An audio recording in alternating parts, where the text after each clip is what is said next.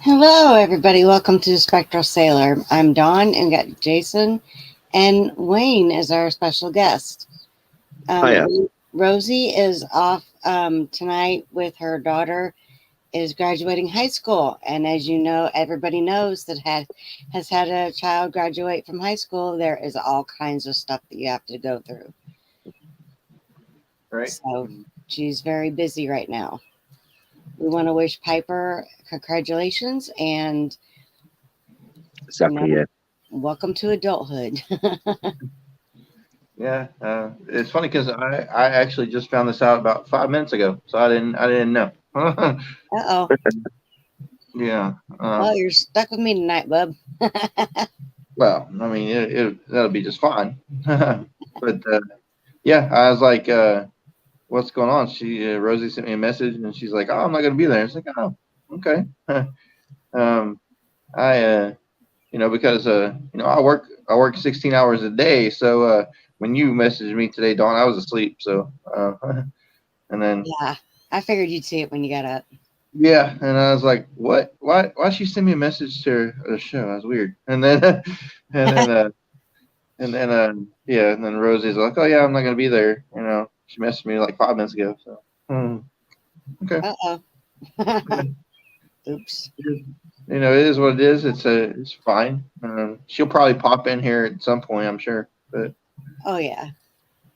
Well, you know, Wayne, tell us a little bit about yourself. I know you've been on a lot of shows recently, but I have, yeah. My body clock's like a wave at the moment. It's crazy. But no, I've been on some really good shows. I've met you before, Jason, and I really enjoyed every show that I've been on. Meeting new people. That's what it's about. So I'm Wayne. I'm an owner of a paranormal team over here in the UK, West Yorkshire.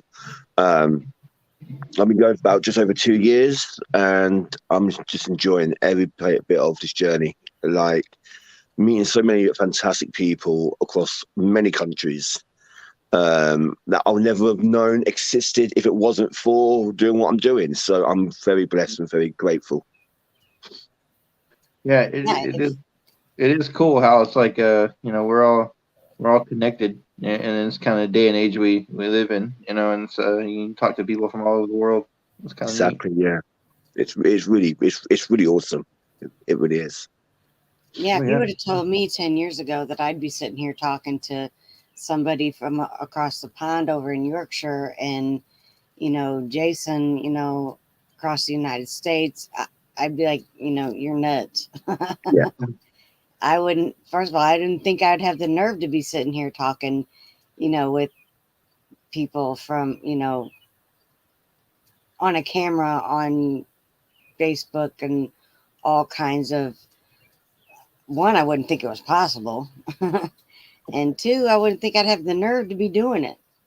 Right. I wouldn't think I'd be thinking of stuff to say, but here I am. Yeah, awesome.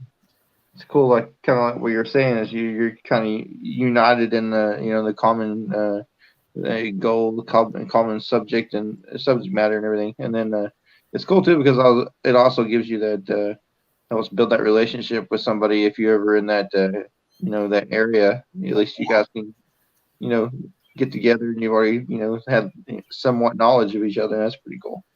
Yeah, it is. Yeah, it's pretty cool. Yeah. We got friends everywhere. Right. Yeah. It's like just seeing Jeremy a few minutes ago. It's cool. We hop on and try to make sure everything's going good, and then we all get connected good. But um, you know it's not one of those last minute things, and he's just able to help. So that's pretty cool. Yeah. So was there a actual subject that Rosie had lined out for tonight, or was it I wasn't sure. I think it was mental health, and because it's mental health week month. So I feel like on that lines that we was going to be talking about tonight on those terms of those sort of subjects. That's what she told me in a message. Yeah. Okay. I know I struggle with mental health because I was in a bad car accident in a coma for a month. So I damaged the part of my brain that I struggle with depression, and so I'm legally considered depressed. I will be for the rest of my life, and I wasn't born with it, so I cannot get the state. I can't go to the state recommended stuff, but I have to go through my doctors. But because there is all kinds of help out there for people, but you have to be born with it. Yeah. And I wasn't born with it. It come from an accident. So I can't get a lot of things. I have to go through my doctor. Yeah, I'm sure that probably varies from, state to state, like how they handle things. I don't know how they do it here in Yeah, Oklahoma. definitely. Yeah. Where you're at, so. Yeah, I mean, I totally get that. I mean, around the world, depression and anxiety comes in different forms and different ways. With my depression, my anxiety, mine was developed at a young age, about 11 years old. My nan died when I was 9, turning 10, and so that triggered it. And I didn't really understand death. It was like you're only a child, eh? So you don't really understand. And when you got someone that is so close to you, like a mother figure in your life, and she just goes. And as a child, you don't understand, do you? You don't understand why she's not around no more. It really, really messed with my head. And that's like when I was she's about 9, 10 when she passed.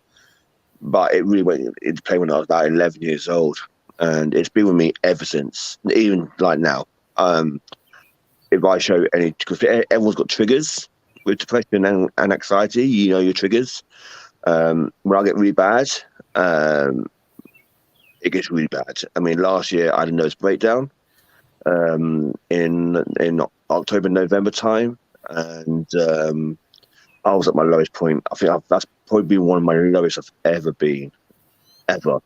Where I was telling my mum, my wife, and one of my team members that I didn't want to live no more. That I was wanting to go. I was actually ready just to go, and that's my lowest I've ever been. And that's when I had to come away from the paranormal.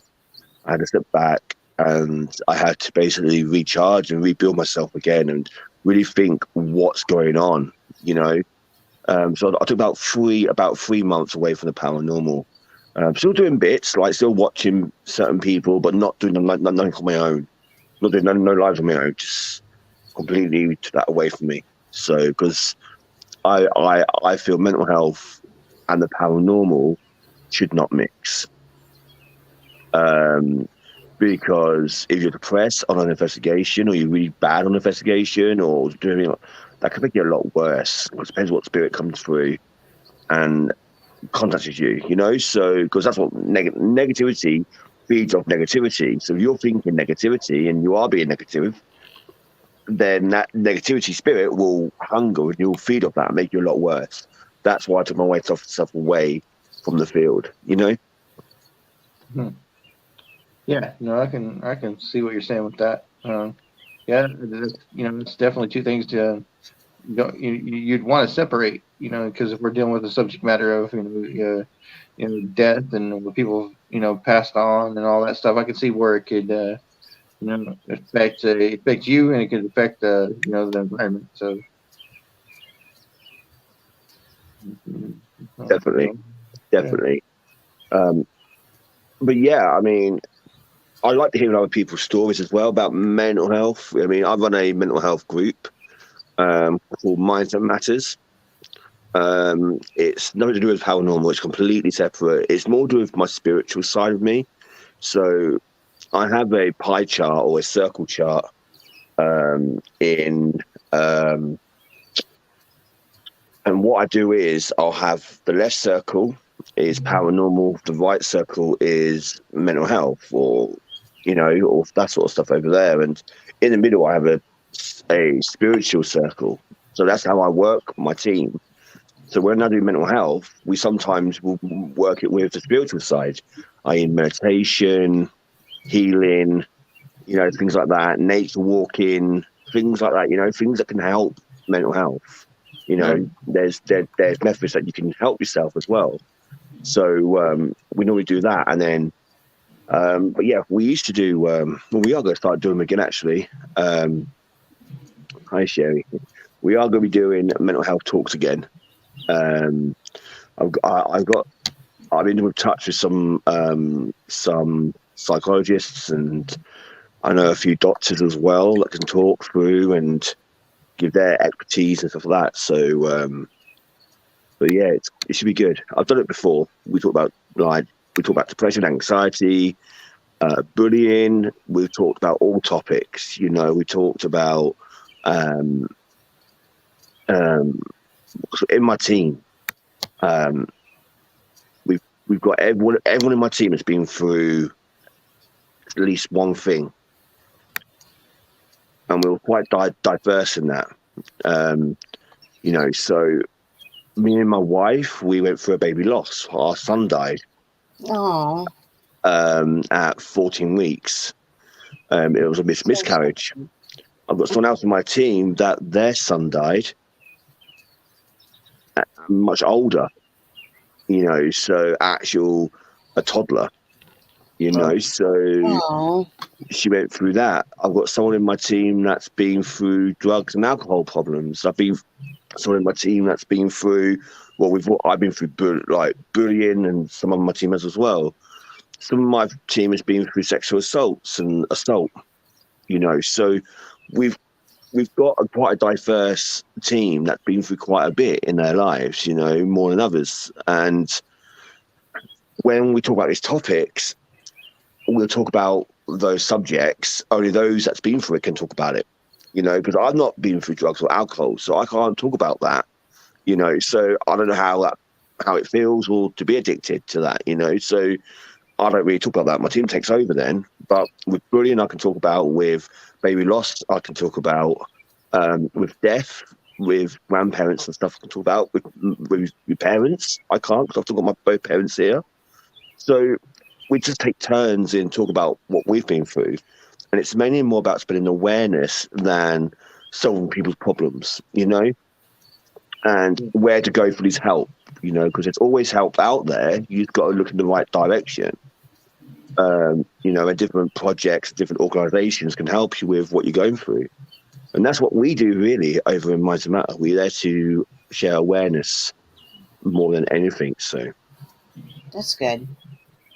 That's Yeah. real good. I don't know about over in the UK or anything, but in the US they have a national like suicide hotline and all that stuff. If you're that, or if you just want to talk to somebody about whatever, but I'm sure they probably have something similar over there, right? They do, yeah. They have they've had phone calls 24/7. You can ring up all three numbers. Most of them are all three, and just ring up, and there's someone there, always there. Our NHS is pretty good here as well.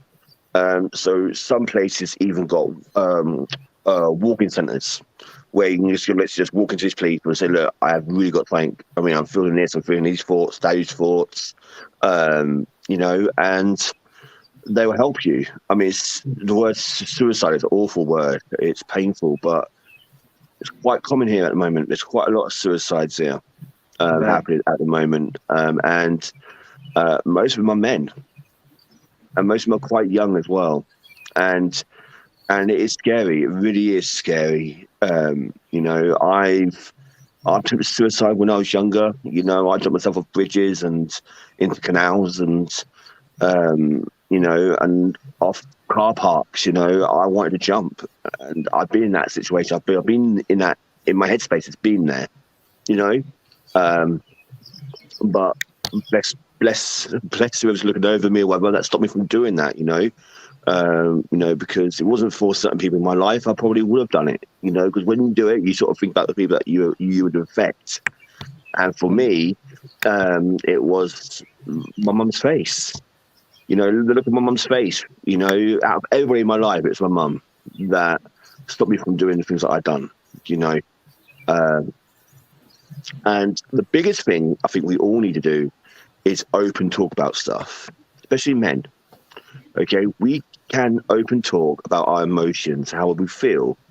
Okay, men seem to have that stereotypical type that you got to be the tough one, you got to be the warrior, you can't show emotion, you got to be the strong man, and you know what I mean. And it shouldn't be that way no more. It should be the way that we should encourage men to open up, to talk, to let all those emotions out. You know, even some women as well. Some women can be quite in that way as well. You know, some tough. You got to be this strong person. And no, I mean, everyone's human. Everyone's got feelings and everyone's got emotions, and they should express those when and they feel like they should. You know, it's okay to cry. It's okay to have emotion. I mean, I cry at least once, twice a week. You know, you put on a movie or on some soppy story on TV, and I'm in tears. You know, and it's good. It's healthy to be that way. Mm-hmm. You know. Right. Yeah, or just just like we're doing right now. We're just we're talking about it, and it's using our our platform to to make somebody aware or just help or talk or whatever. But it's like yeah, man, if you're having those kind of feelings or thoughts, just just kind of let it be known a little bit and reach out. Somebody will always talk to you. It doesn't matter if you know them like real well or whatever, but somebody will talk to you. You're never you're never by yourself. You're never alone, even if you feel that way. So I mean, I know the world's crazy and a lot of stuff's going on, but there are people who care about those things.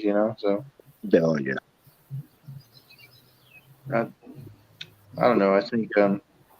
I think just having the conversation, it does help people, So It does. It does. That's well said, Jason. Anyone will talk. Right. Especially if you're feeling a certain way, just open up to any one of us. We will talk to you.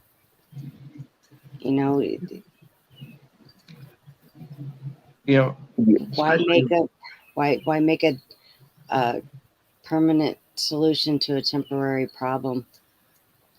Right. Yeah, I mean, I totally get that.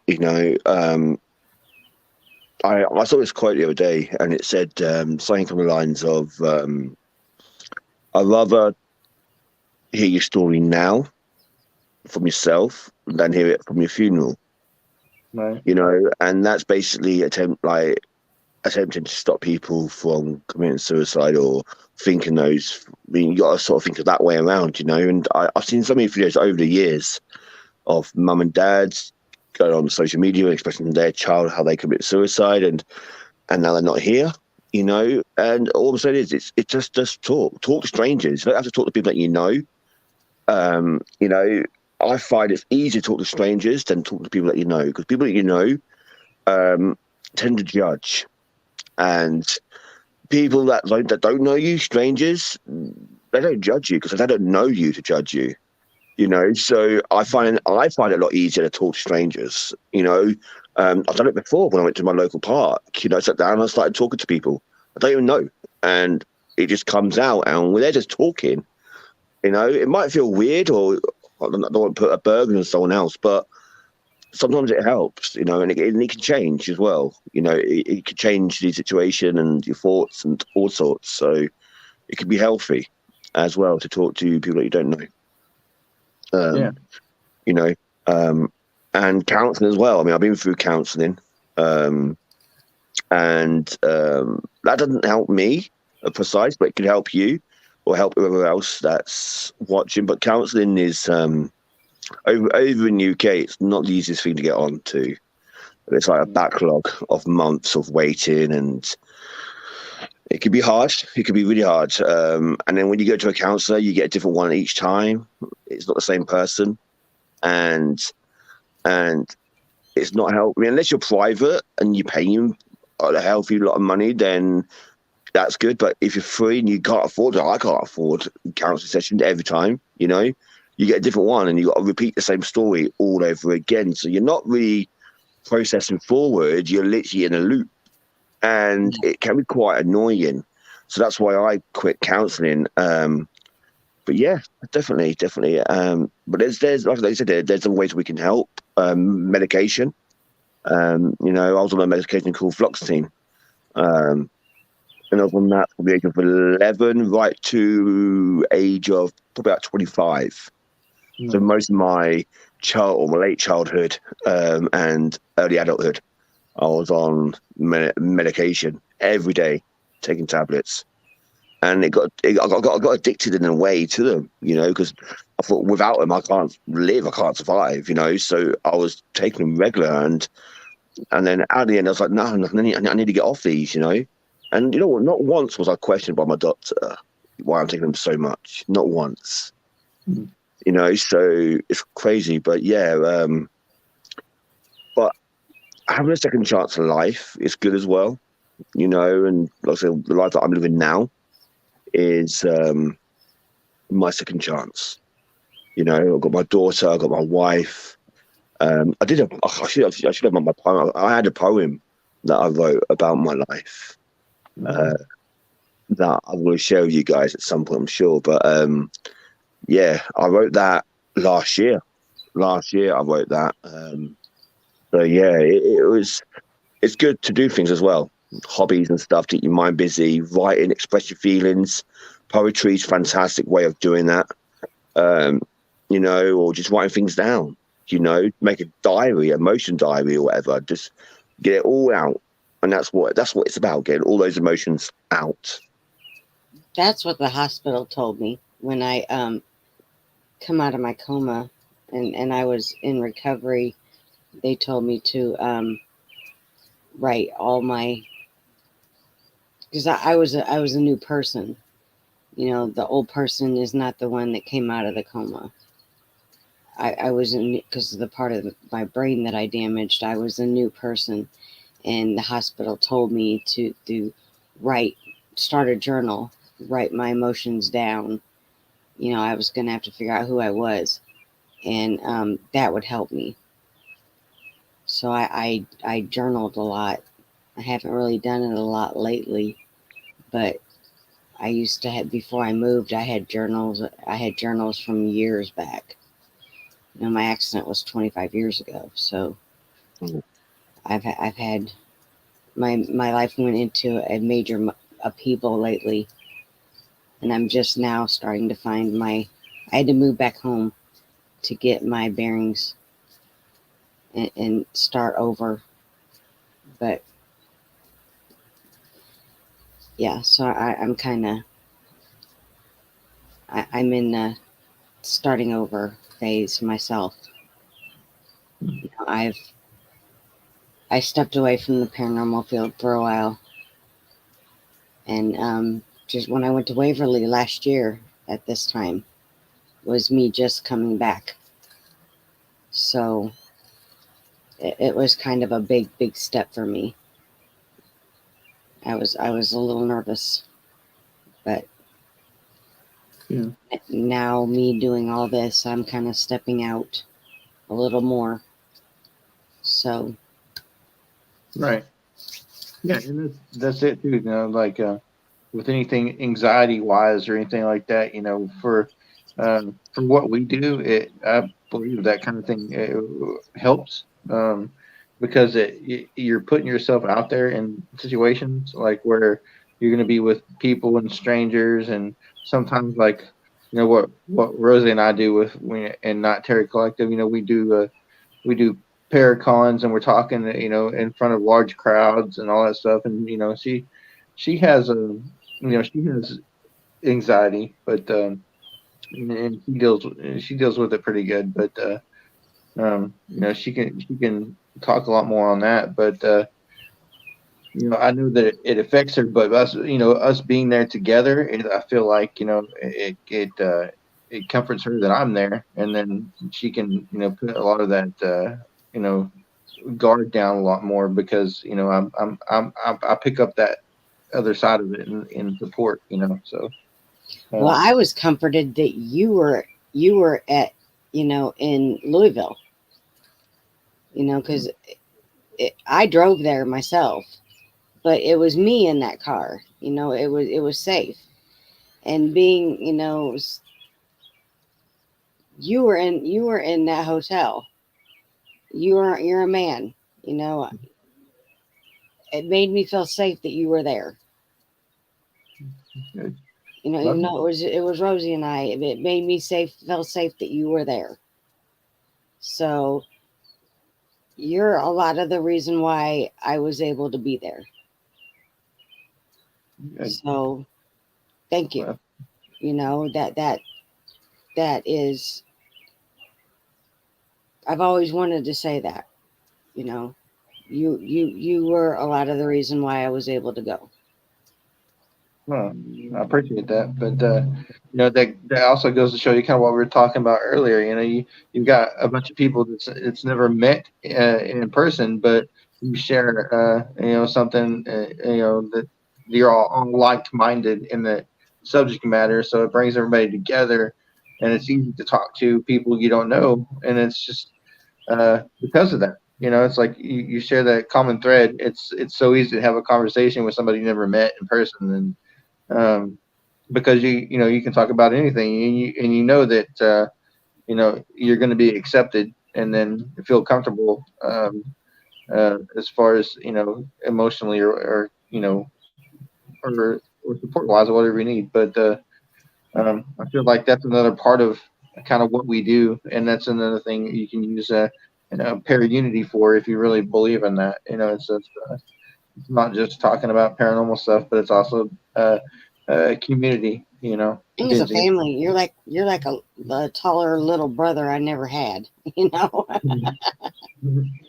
Gotcha. Yeah.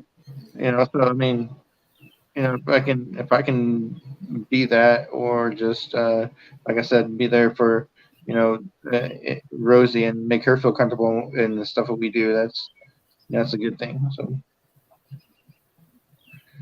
And I would love to go over to the UK and see you, Wayne. I really would. Yeah, definitely. There's some amazing places over here that I could recommend.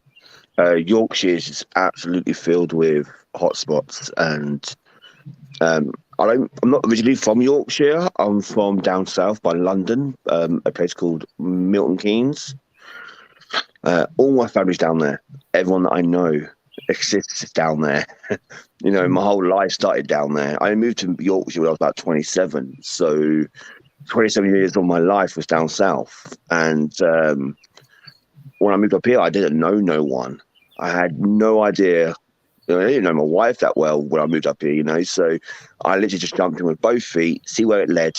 And now I'm married. I've got a daughter, or several daughters, and I've got a few sons. So that's my extended family. That's my wife's children, but they're my children now. I have to put them on for myself.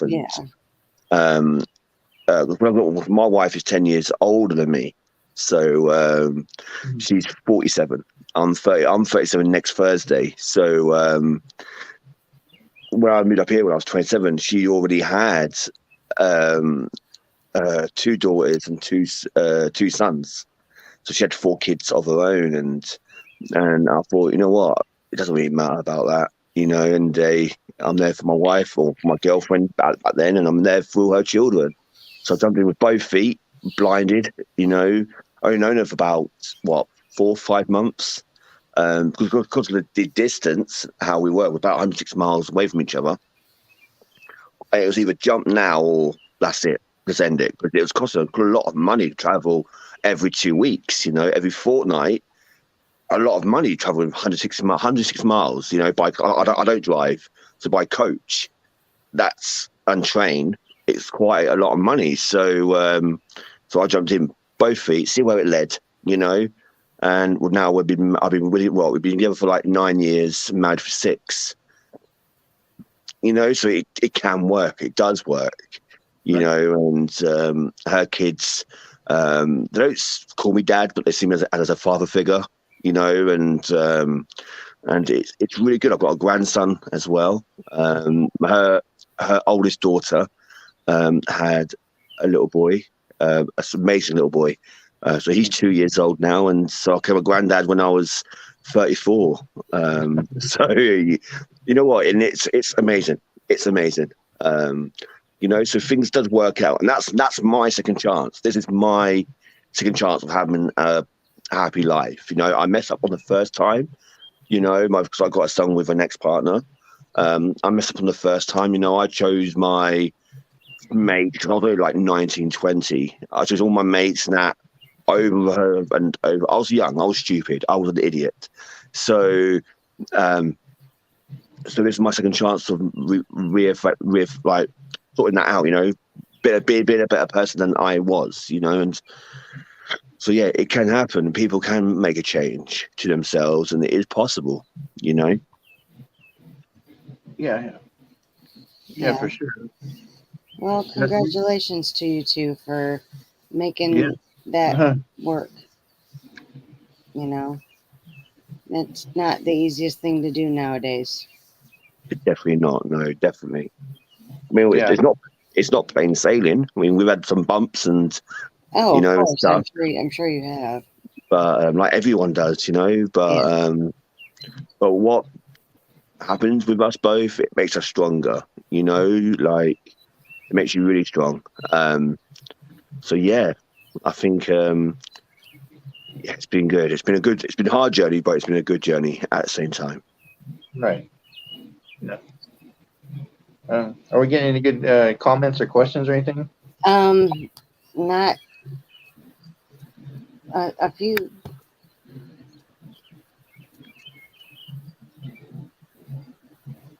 Well, thank you. Jason, do you have any mental health issues or depression, anxiety? Do you have anything like that? No, you know, I don't know.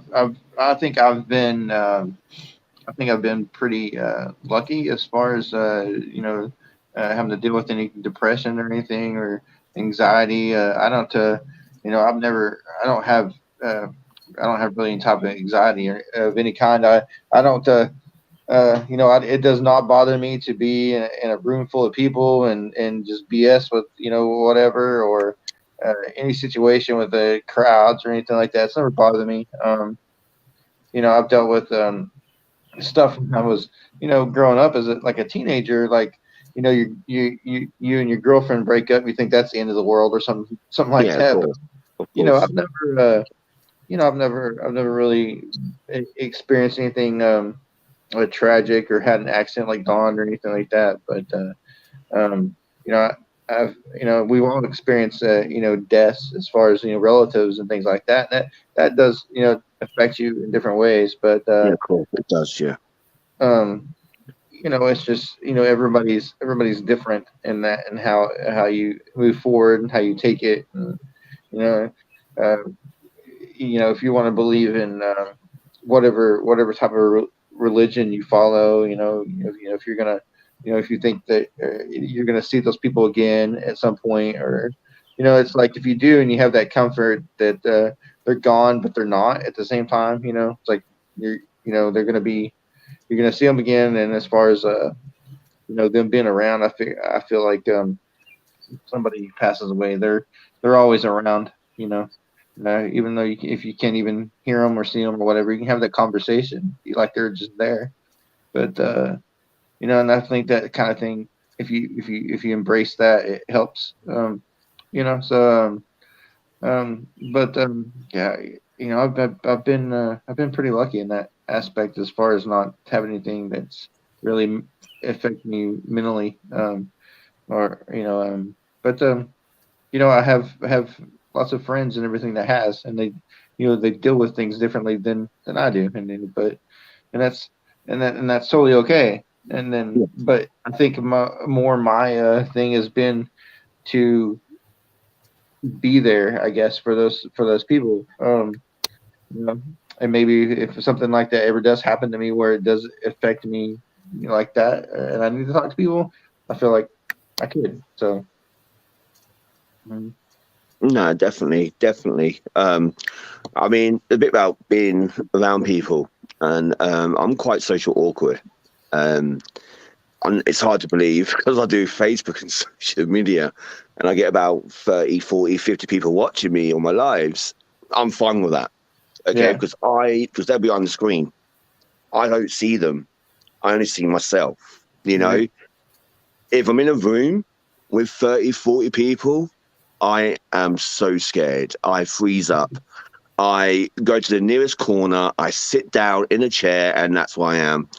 Me and my wife and my children went to a baby reveal about a month and a half ago, and it's my wife's work colleague and all her family and all her friends. I think he knew quite a few of them, you know, my wife. And I went there and I was sweating, I was shaking. I went into the nearest corner, I sat down, I did not move. Not once through that whole time. Some of Vicky's friends tried to talk to me. I'm like, just giving them short answers because I was out. I was so. It's just for me, my house. I'm the most comfortable that I can be in. My house. Going outside and going around. Hey, Rizzy. Going outside and going around people.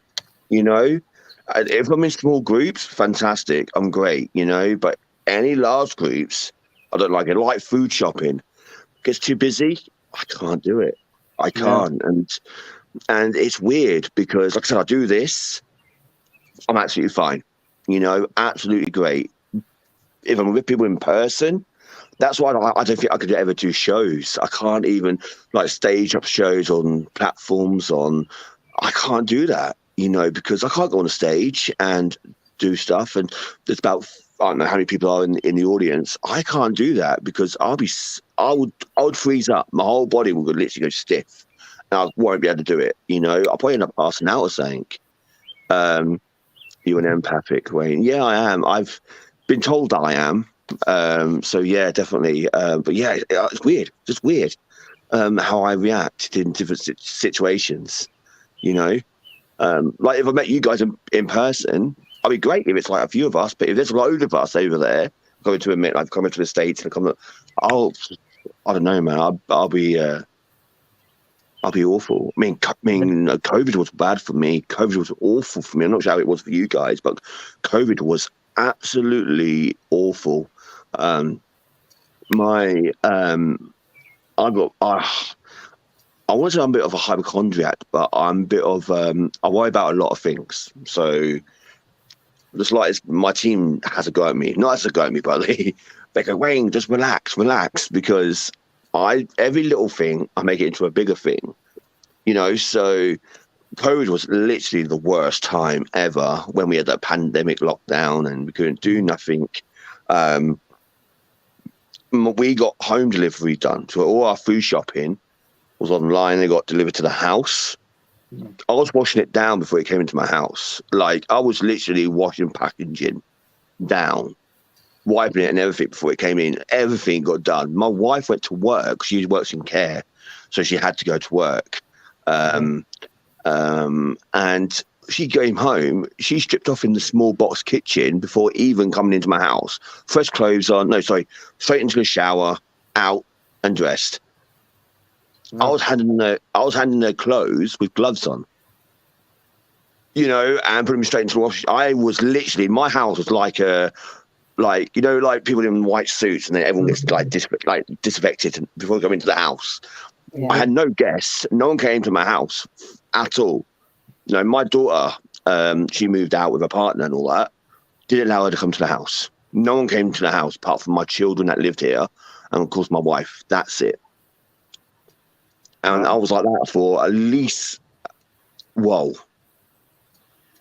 at least 3 to 4 months. I was like that for, and I didn't even go out the house. Everything got delivered. I didn't even leave my house.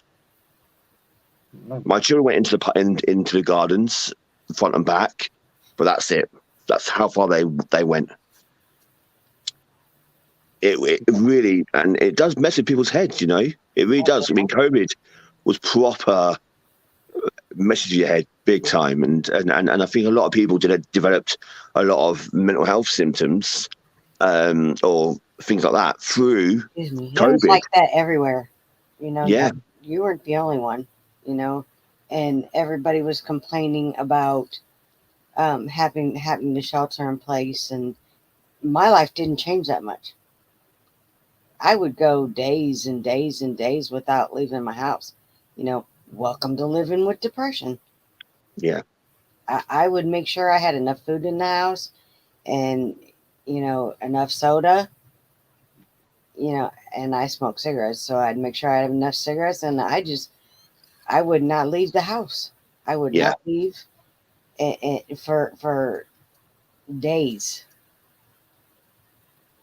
Well, I had to continue like it was normal, operation. Like I'm considered an essential worker, so I had to go to work every day. So, yeah, the routine didn't change for me at all. It was the same every day. You go to work like normal, and then, just keep that schedule. And, I think if it was the other way around and I was getting paid to stay home, I'd probably do the same thing as far as like having food delivered or whatever, and then just do me, because that's one thing. It's like I'm not married, and I don't have any kids or anything like that. So it's just I'm the only person I have to worry about. And, Yeah.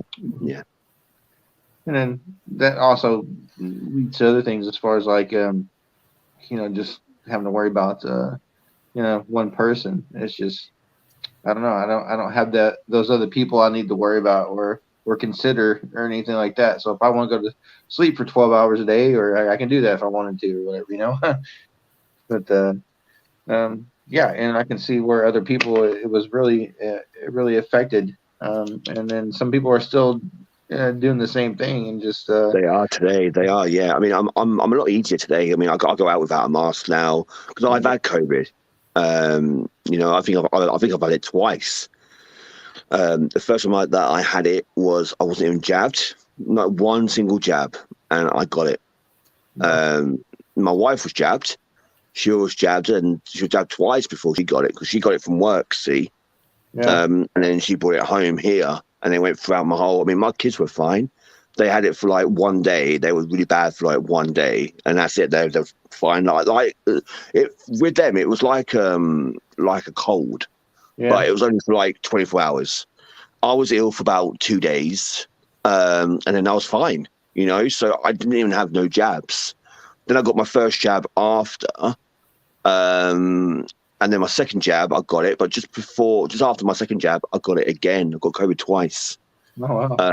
And it did the second time it didn't affect me. So COVID hasn't really affected me as a person. Yeah. I've got asthma. And that's what I was got a bit concerned about. I've got my asthma in the summer can be really bad. Yeah. I'm on 2 different pumps, a brown and a blue, but I was a bit concerned, because COVID attacks the lungs, it attacks the respiratory and all that. So I was a bit concerned that if I got it, I might be. And you're hearing stories. I mean, social media. It's absolutely, the news was absolutely awful throughout it, and it put a lot of scaremongering into people and made a lot of people scared.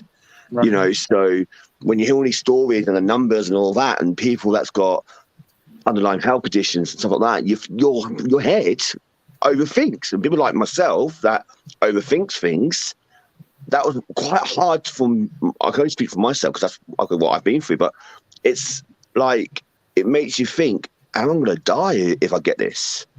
Am I going to pass? And it makes you think, like I can't go into a hospital.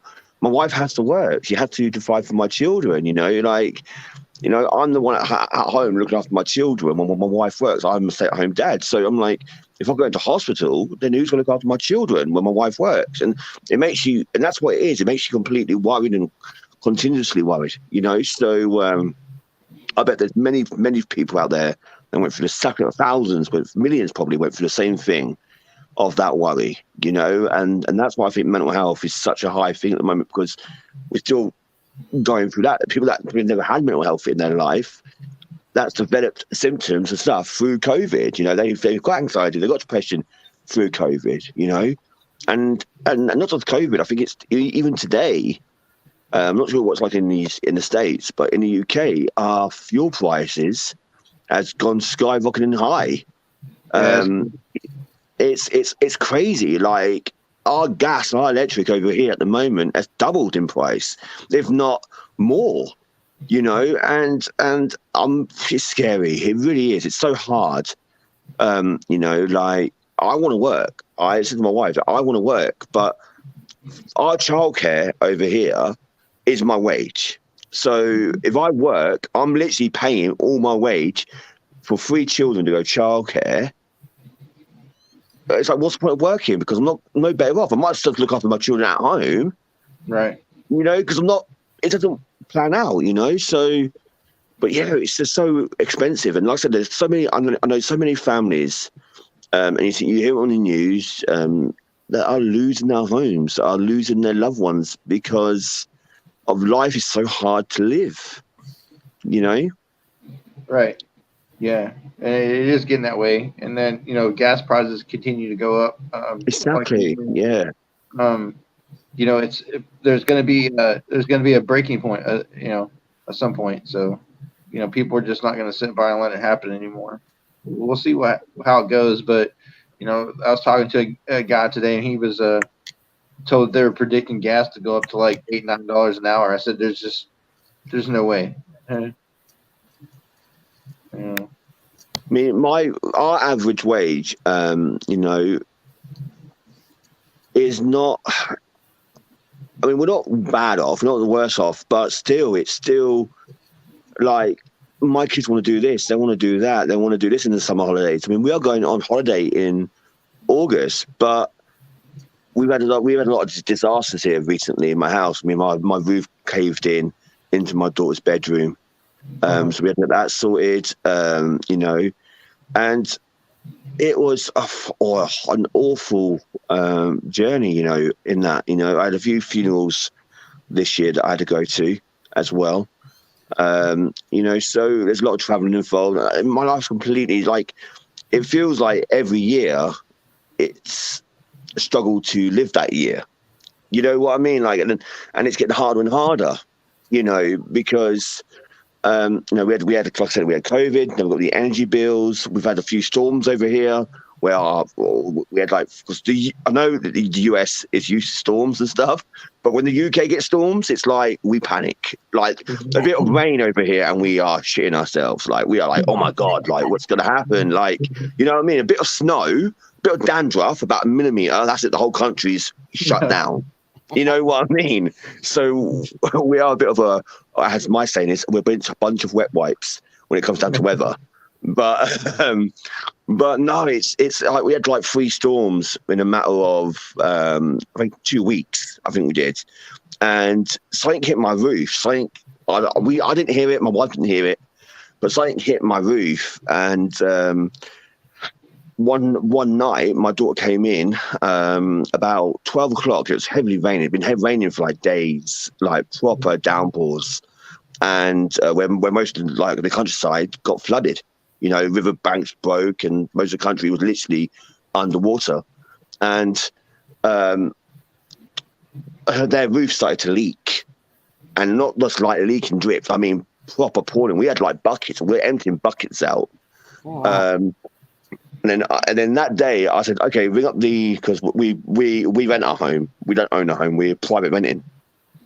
So we I said to my wife, I said, okay, I'm going down south for my granddad's funeral. So I had to go, you know, I had to go. So I said, if it gets any worse, let me know. I will sort it out, you know.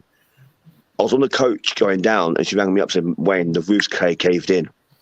So the roof, the actual roof of the house went through the loft straight into my daughter's bedroom, and literally wiped out my whole daughter's bedroom. Got destroyed.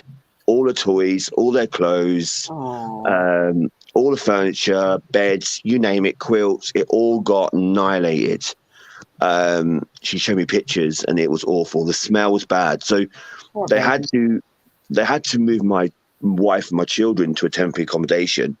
But I was down south, I wasn't in, and that felt really bad for me because I wanted to be up north, helping my family. I'm their dad. I'm the husband. I should be there helping my wife. And I couldn't. So I felt that was really hard for me because I felt very helpless. My wife was doing it all. And then my wife she couldn't go to work, see, because of what happened, So we lost some money there. We lost quite a bit of income there, but it's all sorted now. It got fixed and stuff like that, and people on my Facebook helped out with stuff because, like I said, we couldn't afford half the stuff because the landlord wasn't going to help us because he's only insured for the house, not what's inside the house. Right. So, but yeah, my people on my Facebook, my followers that I've been there for since day one, all helped out and stuff like that. So that's amazing. It took me quite a lot to because my team was put an Amazon wish list up on your page, what you need for the children, and I don't ask for help. I never ask for help. I'm the sort of person that would rather proper cut. What was it saying? Cut your nose off to spite your face. Don't really ask for help. I'm very a proud person. I don't really ask for anyone. I don't even ask my own family to help me out. So I'm that sort of person, and it took me a lot. But I put an Amazon wish list up on my Facebook, and in about a week, everything got brought off. So they got new beds, new mattresses, new furniture. Me and my wife went out and we got the paint and we painted the walls and done all that sort of thing. So yeah, it's all sorted out. It's all fixed, like it never happened. But my daughter is still quite shook up even now. She's 12 years old. Her bed's got to be in a certain place in that room now because it's away from where the roof came down. So that's affected her. So I think events as well that happened, that can trigger different things in ourselves, so yeah, but she's only 12 years old, and hopefully over time that will fade, I'm hoping, and it'll become like a memory more than anything, Right. Okay. We have about I don't know, 6 minutes left, 7 minutes left, 6 minutes left. Would you like to tell our viewers where they can find you? Yeah, sure thing. So I'm over on Facebook, Sprits Within, Paranormal. Just type that in, you'll come up with our logo. Our logo at the moment has changed a little bit. We've got the green simple, the green ribbon for mental health in our logo. And we're on Facebook. We're also on Instagram under my name, Wayne AJ Gulwell. That's more of my everyday life though. So I do photographs and stuff like that. I put them onto that page and advertising my spiritual stuff and paranormal stuff goes on there as well. So it's more of a private page, but it is linked with the paranormal. And then I'm also on YouTube that I'm aiming to get 100 followers, so I can change the name so it's easier for everyone to find. But I've got a YouTube channel that's got a lot of numbers and letters, so I have to share the links out for that one. And then I'm on TikTok as well, under Sprits Within _paranormal. So yeah, it's crazy. We're on literally quite a lot of platforms, and I am thinking about doing Twitter. I really am. But I'm not sure how to use Twitter yet because I don't really understand Twitter. So I am in up in arms, but we might be using that. So yeah, I would wait until Elon Musk buys it and find out. That's what I was thinking. Yeah, because I heard that he was going to buy it. It's gonna change because I've heard all kinds of rumors and all kinds of stuff. So I would seriously wait. I would go to Twitch first. and Yeah, definitely. figure out what all you need to do to get onto that. Yeah, I've And got a Twitch account because I do a lot of gaming, so I've got a yeah, Twitch account with gaming. cool. I don't know anything really. I don't know much about Twitch, but if you were looking to go, so I would go there before I would go to Twitter right now. Do you have TikTok? Yeah, I have TikTok, Sprits Within _paranormal. I'm live in there quite a lot. I do a lot of live, just general chat, like chit chats and stuff like that. Yeah. Just I saw somebody ask me a question earlier. I popped up on there that asked if I had a lot of siblings. I have a brother, but I don't know who asked that. But I don't know. It just popped in my mind. It's like, oh, I better answer that. So, yeah, no, I have a brother. He lives in Dallas, right south of Dallas, Texas. So, And then Rosie said, "So glad you were able to get the things you all needed." And then, is there anything your family does with your daughters to cope with the triggers after that loss? Yeah, just trying to comfort her more than anything. Tell her that it is a one-time freak accident. We had bad storms. We didn't got a bad. It's not gonna happen. That's the worst time we had that storm in many years, probably before I was born. So we've not had a storm like that since the 70s or 60s, I think it was. So it doesn't happen all the time. And we reinsured her as well. We took her out, say, look, the roof is done. You can see where they fixed the roof. It's all done. I even tapped the actual ceiling. Look, it's solid. It's fixed. They've done a good job of keeping you safe. So, but she's still adamant that she doesn't want a bed in that certain place. So yeah, but I think that's helped. Sleeping in a different part of that room helped. We did say, do you want to move rooms? But she was like, no, because it's the biggest room in the house. So she doesn't want to lose the biggest room in the house. But yeah, I think she's coping really well. cool. Well, I would like to thank you for joining us tonight, and thank all the people that watch for joining us. And I'd like to thank our monitor, Linda Judd, for tonight. And I had an awesome time co-hosting with you tonight, Jason. And Yeah. Rosie will be back next week. Yep. Hopefully. So I don't know who we got next week or what our subject will be, but we'll have a good time. Yes. And if you guys want to talk to somebody, you need help, reach out to the hotlines either in the U.S. or the U.K. or wherever you're at, and I'm sure you can find help. So, but I guess we'll see everybody next week, and you guys have a good evening. Thank you. Oh my God.